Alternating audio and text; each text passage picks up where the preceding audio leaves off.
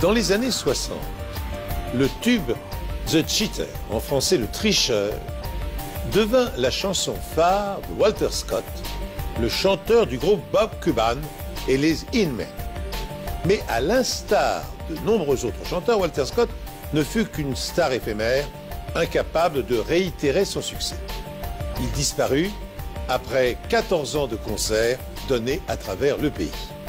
Nombreux furent ceux alors qui considérèrent comme un présage les paroles de sa chanson « Prenez garde aux tricheurs ». En 1991, une lycéenne disparaît après s'être rendue à une fête. Sa voiture est retrouvée abandonnée sur le parking d'une école près de chez elle.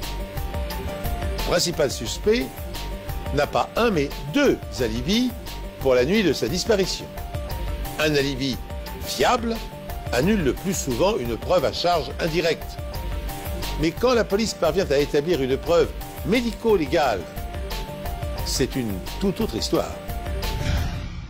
Bonjour, je suis heureux de vous retrouver pour ce nouvel épisode des Enquêtes Impossibles. La légende du rock'n'roll, surtout dans les années 60, fut un cocktail explosif de musique, de sexe et de violence. Et de nombreuses stars de la scène le payèrent de leur vie avant d'atteindre 30 ans. L'histoire que je vous invite à suivre maintenant reprend les mêmes ingrédients. Mais elle ajoute au mélange la jalousie, le cynisme et le meurtre. La célèbre arche de Saint-Louis dans l'État du Missouri est-elle une porte symbolique, rappelant le rôle historique de la ville, dernière halte des pionniers avant leur long voyage vers l'ouest. Plus tard, Saint-Louis devint une étape renommée de la route de la musique américaine, sillonnant des villes comme Memphis et la Nouvelle-Orléans.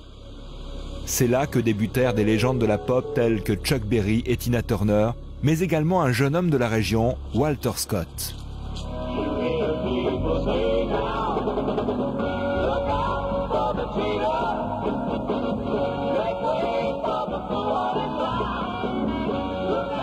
Walter Scott était le chanteur du groupe de rock'n'roll Bob Cuban et les In-Men. Le groupe sortit un disque en 1966 et conquit le public grâce au charisme et à la voix de Walter Scott. J'ai toujours été impressionné par sa capacité à retenir toutes ses paroles de chansons. Moi, j'en étais incapable, il était vraiment très doué. Il aimait vraiment chanter pourtant, il adorait ça. Il chantait même dans la salle de bain. Souvent, les voisins venaient s'asseoir dans leur jardin pour écouter Wally chanter dans sa baignoire. Disons que Wally aurait pu remplir les salles de spectacle de Las Vegas. Il était très talentueux. Il m'avait épaté lors de notre dernière répétition. Il était tout simplement incroyable. Je ne m'étais pas rendu compte à quel point il était doué. La chanson phare du groupe, intitulée The Cheater, atteint même la 12e place du hit parade. Puis, avec la notoriété, vinrent les femmes. Oui, c'est vrai, c'était un homme à femme. Il était bel homme, et à l'époque, beaucoup de femmes le considéraient comme une vedette de cinéma, j'en suis sûr. Et enfin, il aimait les femmes. Pendant les années 70 et 80, Walter continua de chanter au sein de groupes divers et de se produire dans tout le pays lors de représentations uniques. Walter était absent de son domicile la majeure partie du temps. Rapidement, la vie de Walter en vint à imiter les paroles de sa chanson à succès « Prenez garde aux tricheurs ».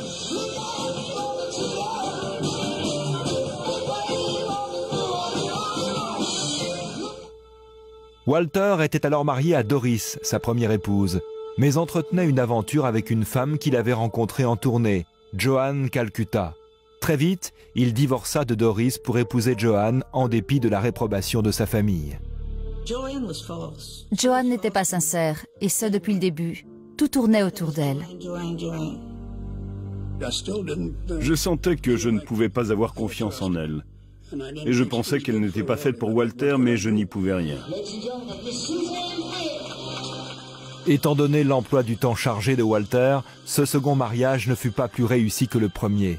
Et Walter entreprit une aventure avec l'une de ses danseuses, Suzanne Flynn. Comme on pouvait s'y attendre, Walter n'était pas le seul infidèle du couple. Sa femme, Joanne, entretenait en effet une liaison avec un électricien nommé Jim Williams, qu'elle avait rencontré alors qu'il effectuait des réparations à son domicile. Joanne et moi nous entendions très bien. Nous aimions beaucoup discuter ensemble. Elle avait le cafard car Walter était tout le temps en tournée. Elle ne le voyait que 10 ou 12 semaines par an. Jim Williams était également infidèle. Cela faisait en effet 20 ans qu'il était marié à Sharon. C'était comme les feux de l'amour. Chacun trompait sa femme avec celle d'un autre et vice-versa. Curieuse époque que celle des années 60-70, où l'apparition de la pilule contraceptive libère brusquement les mœurs. Dès lors, la liberté sexuelle balaie la pudibonderie des années d'après-guerre et nombre de couples se laissent emporter par une vague de libertinage. Parti en tournée de concert 10 mois par an, ayant un goût prononcé pour les femmes, Walter Scott cède à l'appel des sirènes. À charge de revanche, son épouse le trompe à son tour. Ce chassé-croisé amoureux préfigure les drames à venir. En octobre 1983, la famille Williams apprit une terrible nouvelle. Sharon Williams venait d'être victime d'un grave accident de voiture. Sa voiture avait quitté la route et dévalé un talus à quelques kilomètres seulement de chez elle. À l'arrivée des secours, un feu de broussailles faisait rage à côté de la voiture.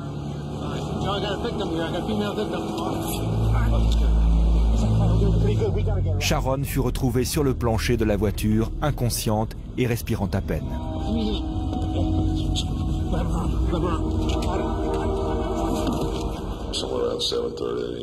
J'ai reçu un appel du bureau du shérif vers 19h30. On m'a dit que ma femme avait été victime d'un grave accident de voiture et d'attendre chez moi qu'un officier vienne me chercher. La voiture n'était que peu endommagée, mais Sharon avait été gravement blessée à la tête. Elle avait été conduite d'urgence à l'hôpital le plus proche, mais il n'y avait plus d'espoir. Le crâne fracturé, Sharon ne reprit jamais connaissance. Le docteur est venu me voir. Il m'a dit qu'on pouvait la débrancher et la laisser s'en aller, ou bien la maintenir sous respirateur pendant des années. Il m'a demandé de choisir. Le lendemain, Jim Williams décida de débrancher le respirateur artificiel. Le corps ne fit pas l'objet d'une autopsie. 2 mois plus tard, ce fut au tour de la famille de Walter Scott d'apprendre une mauvaise nouvelle. Walter venait juste de rentrer de tournée afin de passer les fêtes de Noël avec sa femme et ses enfants. Des amis de la famille dirent plus tard que Walter n'était que l'ombre de lui-même, qu'il semblait distrait. 2 jours après Noël, Joanne Scott contacta la police afin de signaler la disparition de son époux. Elle déclara que Walter était parti acheter une nouvelle batterie pour sa voiture dans un garage et n'en était jamais revenu. Selon le propriétaire du garage, Walter ne serait jamais venu. Le jour suivant, la police retrouva la voiture de Walter abandonnée sur le parking de l'aéroport de Saint-Louis. Mais le nom de Walter ne figurait sur aucune liste de passagers. Tout d'abord, le père de Walter ne s'inquiéta pas outre mesure de la disparition de son fils. Il n'était pas rare en effet que Walter quitte la ville pendant quelques jours. Je ne pensais pas qu'il y avait un problème avec Wally, mais ma femme pensait le contraire. Je lui répondais qu'il serait bientôt de retour à la maison et qu'il viendrait nous voir. Le jour suivant, les parents de Walter se rendirent chez leur fils et y firent une étonnante rencontre. Jim Williams, assis à la table de la cuisine, étudiait le contenu de la boîte à bijoux de Walter. Il semblait estimer la valeur des biens de Walter. 2 des armes à feu de Walter étaient posées sur le bord de la table, mais il manquait l'une d'entre elles, un pistolet calibre 22. Ce sont les armes de Walter? Oui. Que font-elles sur la table? Je les regardais, c'est tout. La police apprit que la voiture de Jim avait été garée toute la nuit devant la maison de Joanne. Cette dernière insista sur le fait que Jim avait dormi sur le canapé. 24 heures seulement après avoir signalé la disparition de Walter, Joan contacta le manager de son époux afin d'annuler ses représentations pour les 9 semaines suivantes. 2 jours plus tard, Jim Williams et Joan Scott partirent pour la Pennsylvanie où ils passèrent en revue la caravane du groupe de Walter à la recherche de tout objet personnel que le disparu aurait pu laisser derrière lui. Ils y partagèrent une chambre de motel. Nous avons partagé une chambre. Nous avons dormi dans des lits séparés. Elle ne s'est jamais déshabillée et pour ma part, j'ai retiré ma chemise mais je portais un t-shirt en dessous. Les recherches continuèrent durant le printemps et l'été. Ni la famille, ni les amis musiciens du disparu ne reçurent de nouvelles. Toutes les pistes semblaient épuisées. Je doutais vraiment qu'on le retrouve un jour. Je gardais espoir. Je pensais que Wally avait tout simplement filé. Je ne me doutais pas un instant que quelque chose lui était arrivé. Le chanteur Walter Scott, qui se prévalait d'un unique succès discographique, s'est volatilisé depuis plusieurs mois. Détail pour le moins surprenant, quelques jours après sa disparition, son épouse et son amant, Jim Williams, expertisent des bijoux qu'il a laissés derrière lui, fouillent sa caravane à la recherche d'objets de valeur et annulent la totalité de ses concerts. Comme si, dans leur esprit, il était évident que Scott ne reviendrait plus. Comme l'enquête policière est au point mort, la mère du chanteur consulte un médium dans l'espoir de retrouver sa trace.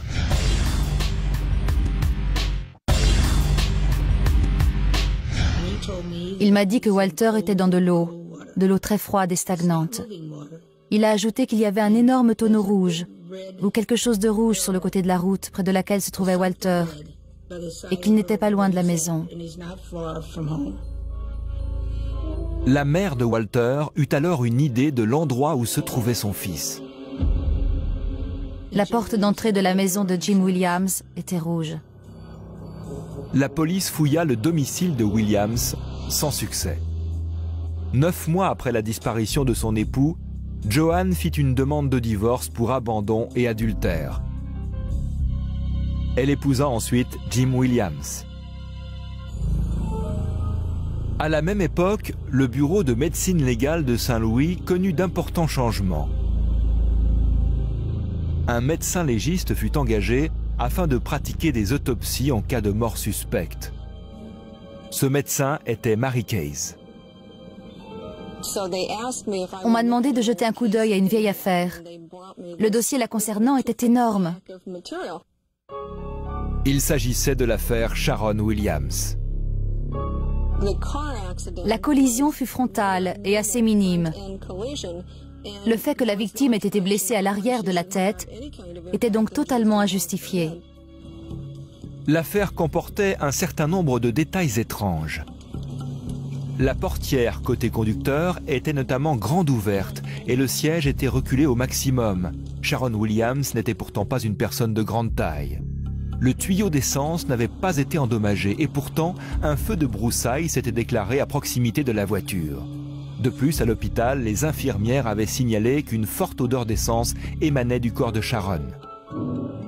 Toutes ces questions sans réponse conduirent le Dr Case à demander l'exhumation du corps de Sharon Williams en vue d'une autopsie. Les résultats de l'autopsie contredirent la thèse de l'accident. J'ai découvert que la victime avait reçu 2 coups violents à la tête, causant plusieurs lacérations verticales et de nombreuses fractures du crâne. Cela n'a pas pu être provoqué par un léger accident frontal. C'est alors que nous avons considéré sa mort comme étant un homicide. Le Dr Case établit que les blessures de la victime avaient été causées par un tuyau ou un pied de biche et non pas par l'accident.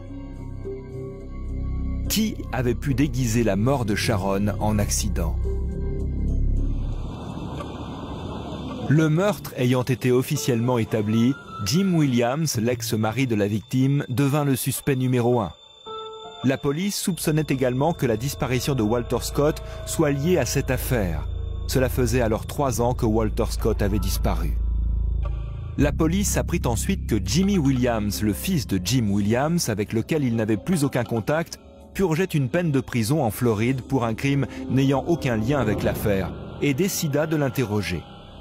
Lors de l'interrogatoire, Jimmy fit quelques remarques provocantes au sujet de la disparition de Walter Scott et des 3 années de recherche. Il était plutôt sarcastique. Il se moquait de la police et se permettait quelques railleries, disant que les policiers n'étaient pas assez intelligents pour comprendre ce qui s'était passé. Il a ajouté qu'il faisait froid à l'époque, que les rivières, les lacs et le sol étaient gelés. Il se demandait où son père avait bien pu dissimuler le corps. Il s'interrogeait beaucoup sur le fait que son père ait construit une jardinière au-dessus de la citerne, alors que cette même citerne n'avait jamais été recouverte.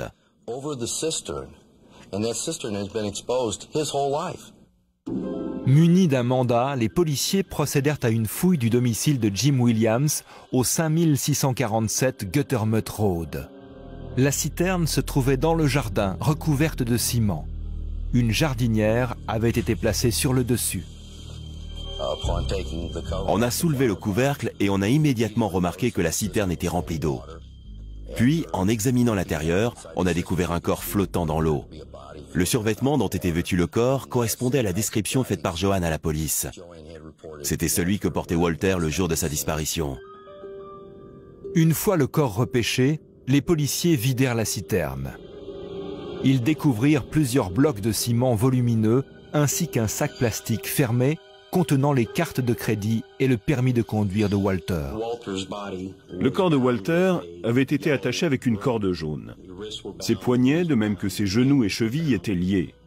La corde se prolongeait et se terminait par une grande boucle. Le corps avait donc vraisemblablement été attaché au bloc de ciment que la police avait retrouvé au fond de la citerne. L'autopsie du corps révéla que Walter Scott avait reçu une balle dans le dos. Les radios m'ont permis de repérer des corps flottants. Il s'agissait de minuscules fragments de plomb indiquant qu'une balle à grande vitesse avait volé en éclats dans le corps. Ces corps flottants permettent aux médecins légistes de déterminer si une blessure a été causée par une balle à grande vitesse. Étant donné l'état de décomposition avancé du corps, il fut impossible d'établir le type d'arme utilisée. Je n'ai pas tué Walter Scott. Si jamais je devais tuer un homme, je lui tirerais une balle entre les 2 yeux. Je ne courrais pas le risque de le rater en lui tirant dans le dos. Pour la famille de Walter, il fut assassiné chez lui. Laissez-moi vous expliquer. Walter ôtait ses chaussures à chaque fois qu'il rentrait à la maison. Lorsqu'ils ont découvert son corps, il était complètement habillé. Il portait même ses chaussettes, mais ses chaussures avaient disparu. Jim Williams fut arrêté et accusé des meurtres de Walter Scott et de son épouse Sharon. Joanne Williams fut également inculpée de complicité de meurtre. Kay et Walter Noteis placèrent la dépouille de leur fils au mausolée Valhalla de Saint-Louis. Après 3 années passées dans l'eau d'une citerne, les parents de Walter ne souhaitaient pas que son corps soit enterré.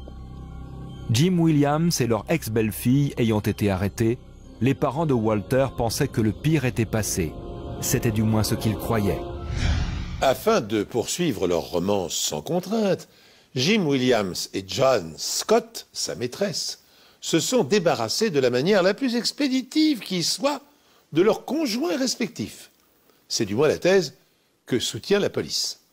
Sharon Williams a été sauvagement frappée à la tête, puis a été placée dans sa voiture. Voiture ensuite incendiée par l'assassin pour faire croire à un accident. Walter Scott a été pour sa part abattu d'une balle dans le dos et sa dépouille lestée de ciment a été immergée dans une citerne. Les amants sataniques sont arrêtés. Ils seront jugés séparément. Le premier procès concerne Jim Williams. Jim et Joanne Williams furent jugés séparément. Le premier procès fut celui de Jim Williams.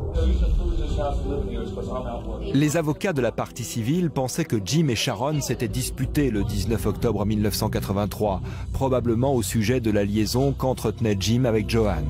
C'était qui cette traînée? C'est vraiment pas le moment, je m'en vais. Tu vas la rejoindre, c'est ça? C'est pas tes oignons. La dispute se serait ensuite envenimée. Jim Williams aurait frappé son épouse à 2 reprises à l'arrière de la tête, lui fracturant ainsi le crâne et provoquant une grave hémorragie interne. Selon l'accusation, Jim aurait placé le corps dans la voiture de sa femme, puis descendu le talus afin de déguiser le meurtre en accident.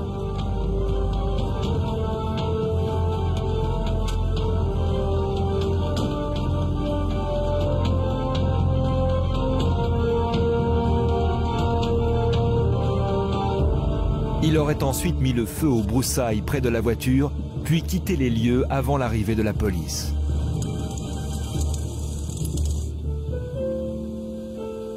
Une fois Sharon éliminée, Walter devint le dernier obstacle à la relation de Jim et Joanne. L'autopsie du corps prouvait que Walter avait reçu une balle à grande vitesse dans le dos.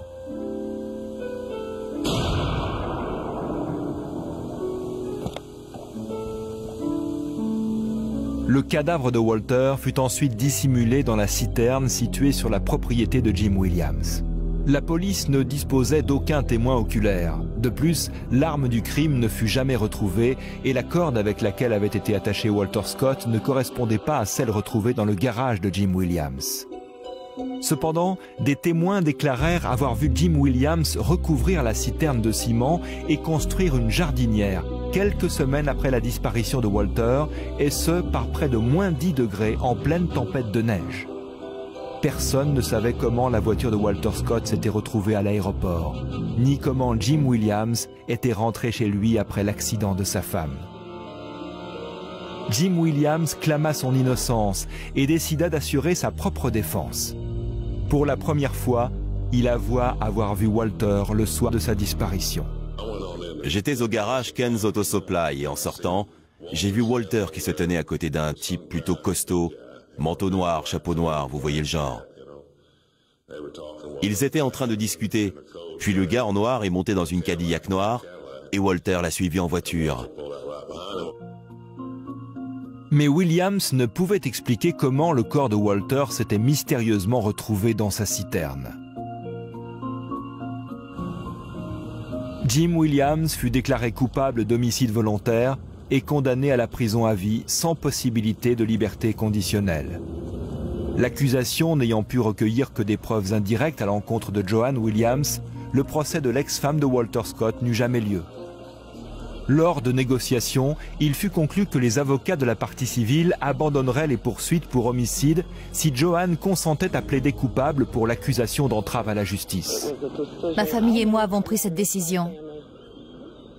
Joanne fut condamnée à 5 ans de prison et à 4 000 € d'amende. Elle fut libérée après 18 mois de prison seulement. Pour moi, la justice n'a pas été rendue. Je pense que si Joanne avait été jugée en même temps que Jim Williams, elle aussi aurait été condamnée pour homicide volontaire. Lors de sa première interview télévisée depuis son arrestation, Jim Williams continua de clamer son innocence et affirma que son fils avait peut-être été impliqué dans le meurtre de Walter Scott. Comment mon fils savait-il où se trouvait le corps? Jimmy dit l'avoir deviné. Ça me semble un peu gros d'envoyer la police exactement à l'endroit où était caché le corps. Kay et Walter Notace furent atterrés que leur ex-belle-fille n'ait passé que 18 mois en prison. Il n'y avait qu'une seule personne capable de s'approcher de Wally pour le tuer sans éveiller ses soupçons. Et cette personne est Joanne. Voilà pourquoi je pense qu'elle a tué Wally. Walter Scott manque douloureusement à sa famille, à ses amis et à tous ceux qui aimaient son talent, son intelligence et son énergie. J'écoute ses disques sans arrêt. Avant, cela m'ennuyait d'entrer dans une boutique et d'entendre ses chansons. Mais plus maintenant. Ça me met du baume au cœur. La musique, c'était vraiment son affaire. Et vous savez, je ne comprends toujours pas comment il faisait pour retenir toutes ces paroles.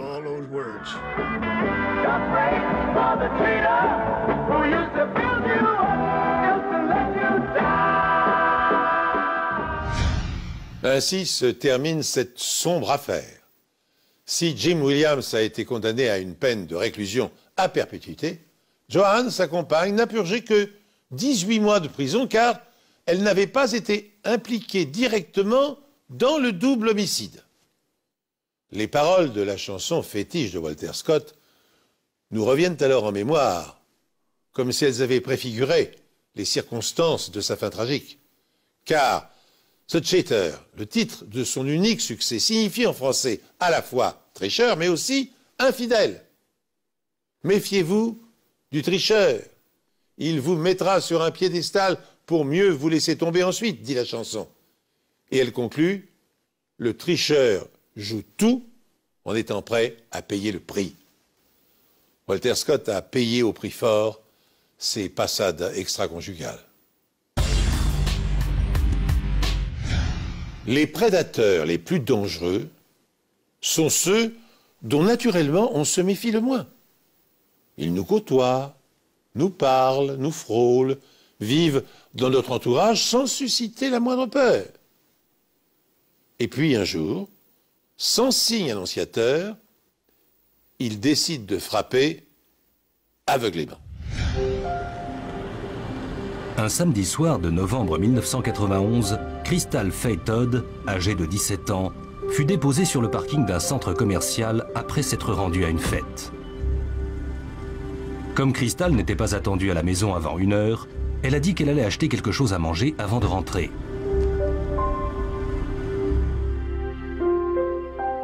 C'est la dernière fois que Crystal a été vue en vie. Comme elle n'était toujours pas rentrée à 1 heure du matin, sa mère appela la police. Police du comté d'Horry, que puis-je faire pour vous? Elle appela également le meilleur ami de Crystal, Ken Register, qui lui dit ne pas avoir vu Crystal de la soirée. Après avoir parlé à Ken Register, j'ai appelé l'un de mes amis qui est sorti du lit et est venu avec moi. Nous avons arpenté tout Conway à sa recherche pour voir si on pouvait trouver sa voiture quelque part. Le lendemain matin, ils trouvèrent sa voiture dans le parking d'une école à proximité. Son sac et son manteau étaient à l'intérieur. Je ne sais pas pourquoi j'ai eu ce sentiment. Quelque chose me disait qu'on la retenait prisonnière. Crystal Faye Todd, âgée de 17 ans, était en dernière année de lycée et habitait à Conway, une petite ville productrice de tabac en Caroline du Sud. J'avais 39 ans lorsqu'elle est née. C'était un miracle et je ne pouvais pas croire que je l'avais. J'étais tellement fière, et fière d'elle également. Le père de Crystal est mort quand elle était très jeune, mais c'était une enfant heureuse. Active à l'église, elle chantait dans la chorale avec un groupe de jeunes et rêvait d'aller à l'université. Elle était très vivante, avait une personnalité agréable, de l'humour. Elle était sociable et appréciait simplement passer du bon temps avec ses amis. Quelques heures seulement après la découverte de la voiture de Crystal, abandonnée sur le parking d'une école, 2 chasseurs se trouvant dans un champ éloigné remarquèrent une traînée de sang. Elle menait à un fossé, non loin de là. À cet endroit gisait le corps d'une femme, avec de nombreuses plaies dues à des coups de couteau. Elle était partiellement déshabillée. C'était brutal.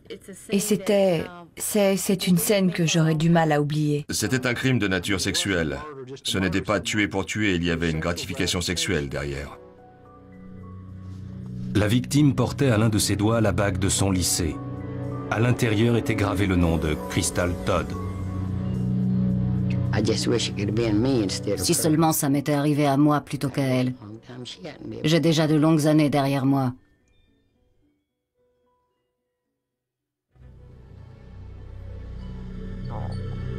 Les enquêteurs pensèrent que l'auteur du crime pouvait être étranger à la région. Mais les preuves médico-légales relevées sur le lieu du crime révélèrent le contraire.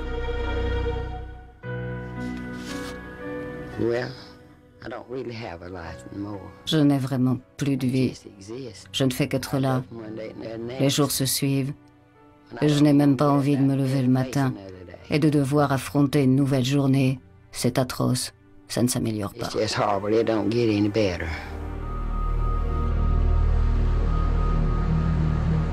Les habitants de Conway, en Caroline du Sud, ont été consternés par le meurtre gratuit de Crystal Faye Todd.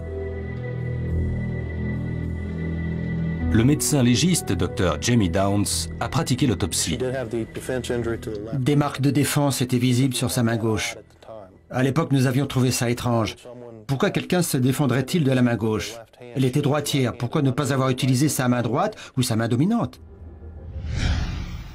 Cette anomalie intrigue les policiers. Tout comme la violence de l'agression. Le médecin légiste qui procède à l'autopsie apporte un élément de réponse. L'un des coups de couteau d'une violence extrême a pénétré dans la partie gauche du crâne de la jeune fille, lui endommageant le cerveau et provoquant aussitôt une paralysie de la moitié droite de son corps. Pour autant, avec les faibles moyens physiques dont elle disposait encore, Crystal Faye Todd s'est défendue avec l'énergie du désespoir jusqu'à son dernier souffle. Qu'indique une marque de défense? Elle indique que la victime était consciente, qu'elle n'avait pas les mains ligotées et qu'elle réalisait le danger. Certains coups de couteau n'ont pas entraîné de saignement, une indication qui permet de savoir qu'ils ont été assénés après sa mort. La victime est morte. Elle ne se débat plus et pourtant, le meurtrier a encore assez de rage pour inciser et découper le corps après sa mort. Elle a reçu en tout 31 coups de couteau. Le terme que nous utilisons est surtué. C'est plus de blessures qu'il n'en faut pour tuer quelqu'un. Lorsque le docteur Downs mesura les plaies, il en conclut que l'arme du meurtrier était un couteau qui mesurait environ 9 cm, le genre de lame qui reste en place. C'était une lame à cran d'arrêt, sinon elle n'aurait pas pu pénétrer dans le crâne. Les preuves médico-légales ont confirmé qu'elle avait été agressée sexuellement, qu'elle avait été tuée d'un côté de la route et que son corps avait été abandonné de l'autre. Cela a démontré qu'il a été pris de panique et qu'il a simplement voulu se dissocier du crime. Cela m'a également prouvé qu'il n'avait probablement jamais tué auparavant et qu'il était inexpérimenté dans ce genre de crime. Dans leur recherche de suspects, les enquêteurs ont commencé par chercher dans les papiers personnels de Crystal. Sur la couverture de l'un des cahiers de cours de Crystal était inscrit le nom d'Andy Tyndall. Les amis de Crystal dirent qu'ils s'étaient rencontrés par l'intermédiaire d'une connaissance commune. Tyndall était un voleur de 31 ans qui avait été condamné et qui était recherché en Alabama pour violation de liberté conditionnelle. La police découvrit également qu'il avait un goût prononcé pour les lycéennes. Nous pensions sans aucun doute avoir trouvé notre homme. Il correspondait à ce que nous recherchions. Lors de l'autopsie, les médecins légistes procédèrent à des tests génétiques sur Crystal et découvrirent que le meurtrier était de groupe sanguin O, avec un sous-type sanguin extrêmement rare, caractérisé par l'enzyme PGM. Les initiales pour phosphoglucomutase, une enzyme qui reste fixe dans les liquides de l'organisme humain. Le groupe sanguin, le type de sécrétion et le sous-type PGM réduisaient le spectre à environ 2% de la population. Le profil ADN de l'auteur du crime était aussi très inhabituel. Nous avons découvert que son profil était en fait rare et qu'on ne le trouvait que chez une personne de race blanche sur 250 millions et chez un noir sur environ 1,5 million. À notre étonnement, cette donnée médico-légale excluait le principal suspect, Andy Tyndall.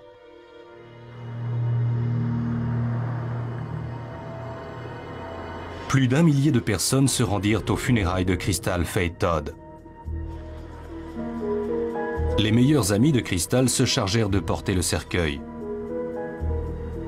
Sa mère en deuil ainsi que la police appelèrent la communauté à faire part de toute information concernant le crime. Ce sur quoi un résident de Conway déclara qu'il avait longé le parking de l'école en voiture la nuit de la disparition de Crystal et qu'il y avait vu sa voiture et un homme et une femme debout à côté. La police avait maintenant une nouvelle piste à exploiter. Un croquis fait par la police révéla que sa description des deux individus correspondait à la mère de Crystal, Bonnie, et à son petit ami. Je n'avais aucun doute et je l'avoue aujourd'hui, l'individu dépeint par ce croquis était le petit ami de Bonnie Faye Todd. La police se demanda combien la mère de Crystal en savait sur ce meurtre. Mais lorsque davantage de questions furent posées au témoin, ce dernier admit avoir bu ce soir-là et qu'il était possible qu'il ait vu la mère de Crystal et son petit ami le dimanche matin lorsqu'ils avaient retrouvé la voiture de Crystal. J'ai trouvé ça atroce. Comment oser me soupçonner, moi qui aimais tellement ma fille? Les tests ADN ayant innocenté Andy Tyndall et la mère de Crystal ayant à son tour été lavée de tout soupçon, les enquêteurs n'ont d'autre choix que de tenter une nouvelle approche. Ils décident alors de demander à un spécialiste d'établir le profil comportemental du meurtrier. La stratégie de profilage du FBI comprend 5 étapes.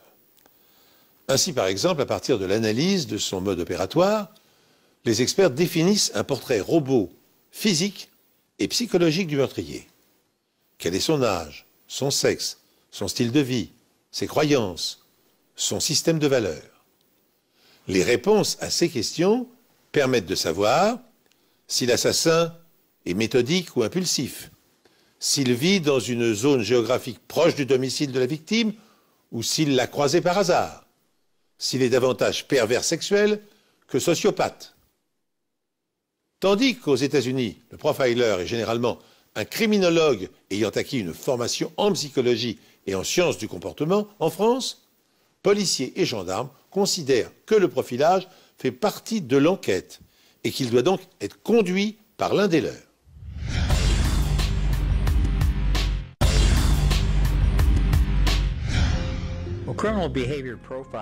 Le profil comportemental du criminel intervient dans le cas d'une affaire non résolue.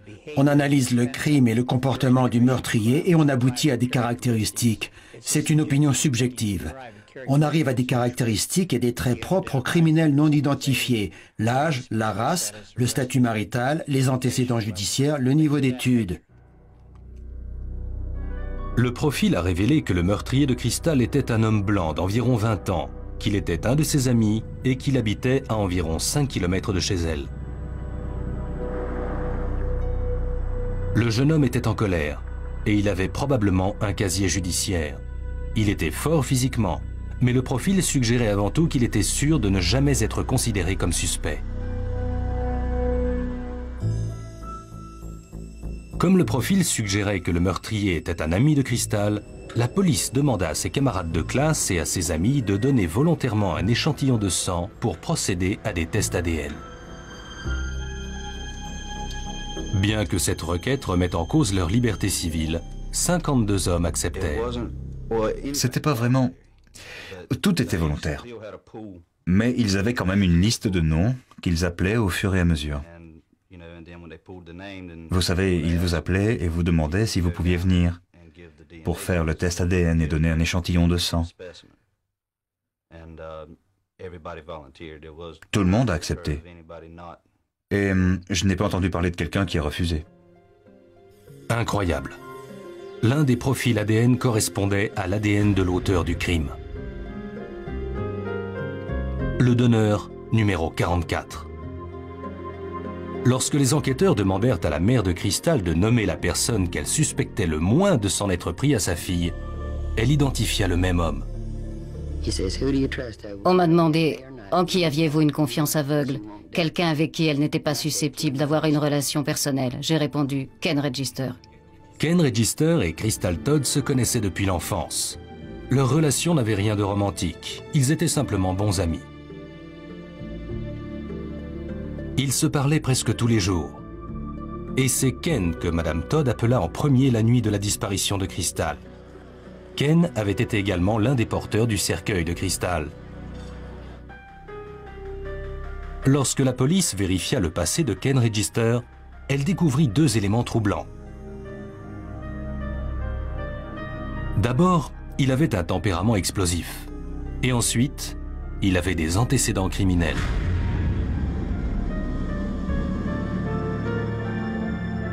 Deux mois plus tôt, 2 étudiants de l'université locale avaient accusé Register d'exhibitionnisme alors qu'il était en voiture et demandait son chemin.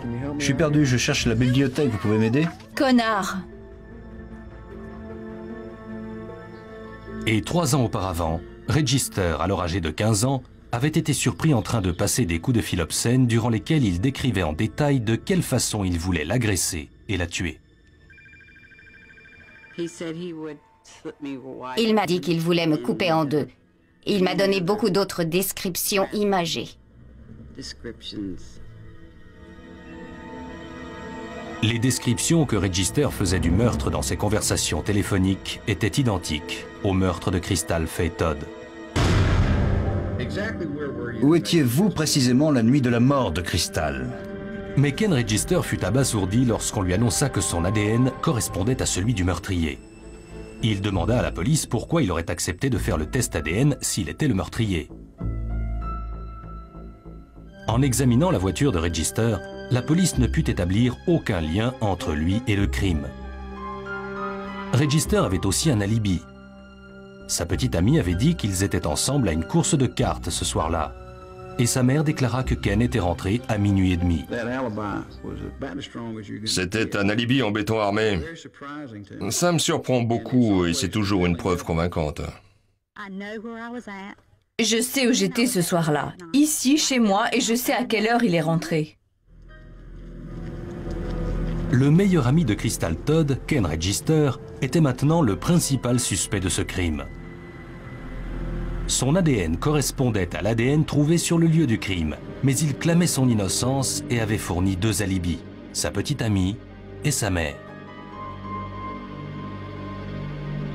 Ken se rendait régulièrement chez Crystal, mais Madame Todd ne savait rien de son passé criminel.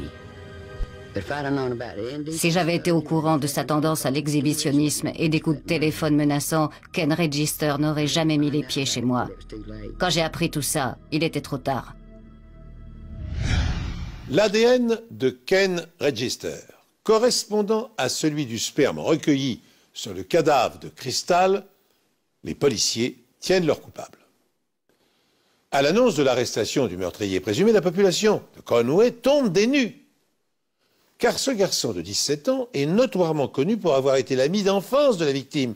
Plus encore, la nuit de sa disparition, Register avait été le premier à avoir été contacté par la mère de Crystal, terrorisée à l'idée que sa fille ait pu être enlevée.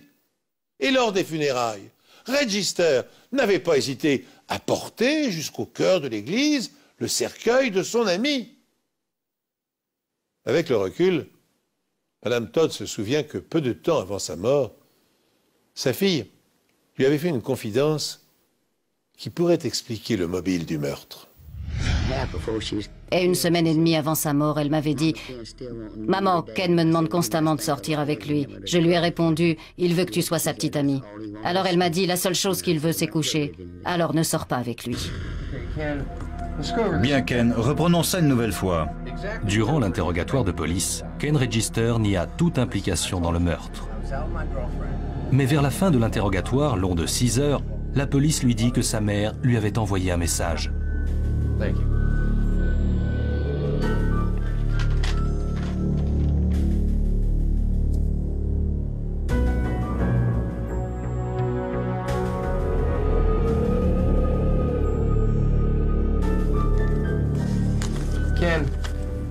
Ken, c'est un mot de ta mère. Ta mère veut que tu nous racontes exactement ce qu'il s'est passé. Sois honnête. Si tu l'es, ta mère dit que tout ira bien. Grâce à cela, Ken Register avoua. C'était moi. Il dit avoir vu Crystal vers minuit à un feu de signalisation près du parking de l'école. Salut Crystal, quoi de neuf? Ça te dit d'aller faire un tour ou quelque chose comme ça? Ok, laisse-moi me garer. Ok, je te suis. D'accord. Crystal entra dans sa voiture. Ils se dirigèrent vers un endroit désert où, selon Register, Crystal consentit à faire l'amour. D'après les preuves médico-légales, elle n'était pas si consentante que cela. Sans préservatif? T'es dingue ou quoi? Oh mon Dieu! Écoute Ken, je te le dis tout de suite. Si je tombe enceinte, je dis à tout le monde que tu m'as violée.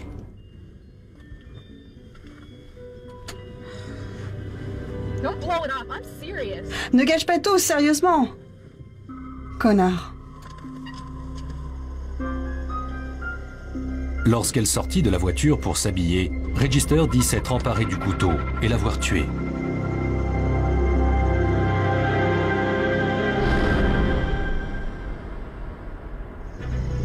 Les rapports sexuels continuèrent après sa mort. Je ne pense pas que Crystal Todd ait fait quoi que ce soit qui ait entraîné sa mort, hormis le fait d'entrer dans sa voiture avec lui. Les procureurs pensent que Register a nettoyé sa voiture peu de temps après le crime pour se débarrasser de toute preuve potentielle. Les preuves avaient été systématiquement détruites avant que nous réalisions qu'il était un suspect potentiel. Dans la maison de Register, la police trouva un étui vide, l'étui d'un couteau à cran d'arrêt.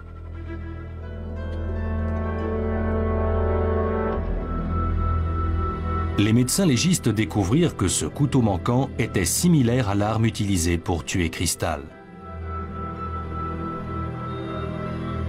Avant le procès, Register revint sur ses aveux en expliquant qu'il y avait été contraint. Il déclara que la police avait menti au sujet du contenu du message de sa mère. Mais mentir à un suspect lors d'un interrogatoire de police est parfaitement légal. Il ne fait aucun doute pour moi que M. Register a brutalement et vicieusement tué Crystal Faye Todd. Et je suis certain qu'il y a pris du plaisir.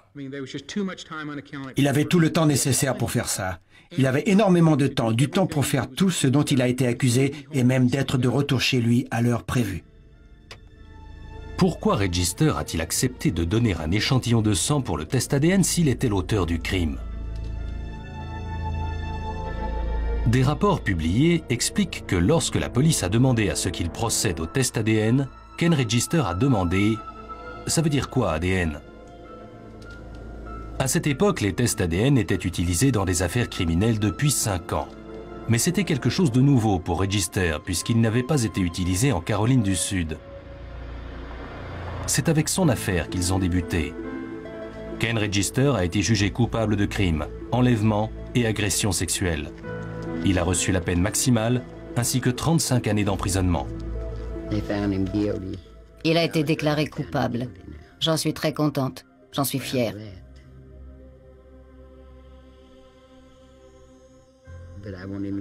Mais j'aurais aimé qu'il passe sur la chaise électrique. C'est le travail de quelqu'un de dérangé, un psychopathe. Je ne sais pas quel est son problème. Parfois, tout déraille. Ken Register et sa famille clament encore son innocence. Mais des tests ADN supplémentaires ont confirmé les premiers résultats. Je sais ce que je dis, car je sais que j'étais à la maison ce soir-là et je sais à quelle heure il est rentré. Je ne trouve pas d'explication au test ADN. J'aimerais pouvoir en trouver une. Il y a tant de questions qui restent sans réponse. D'après ce que nous savons de la violence de ce crime, il devait être dans un piteux état lorsqu'il a quitté le lieu du crime. Je crois qu'on cache beaucoup de choses dans cette maison. Elle a dû le voir couvert de sang. Je sais qu'il était couvert de sang, c'est certain. Et si elle l'a aidé à se nettoyer, alors elle a le sang de Crystal sur les mains. Bonnie Faye Todd se rend fidèlement sur la tombe de Crystal. Et elle remercie la science d'avoir permis d'enfermer le meurtrier de sa fille. Je t'aime plus que tout. Sans l'ADN et le sang, on n'en serait pas arrivé à nos premières conclusions et l'arrestation n'aurait jamais eu lieu. En étudiant ses antécédents, les policiers furent convaincus que Ken Register présentait un profil de pervers et de sociopathe. Déjà en 1991, un mois avant le meurtre, Register avait commis un acte d'exhibitionnisme à l'encontre de 2 jeunes filles de 17 et 18 ans alors qu'il conduisait dans les rues de la ville la voiture de sa mère. Les étudiantes avaient eu la présence d'esprit de noter les numéros de la plaque d'immatriculation et de porter plainte. Register avait été arrêté pour outrage à la pudeur avant d'être relâché en payant une caution de $2000. Il était alors en attente d'un jugement. Lors du procès, Register expliqua au jury qu'après avoir fait l'amour sans protection, Crystal avait menacé de le dénoncer de viol si elle se retrouvait enceinte. À la fois furieux et paniqué, Register l'avait alors lardé de 31 coups de couteau. Ainsi prend fin cette émission. Je vous remercie de l'avoir suivi et je vous donne rendez-vous bientôt sur cette antenne pour un nouvel épisode des Enquêtes Impossibles.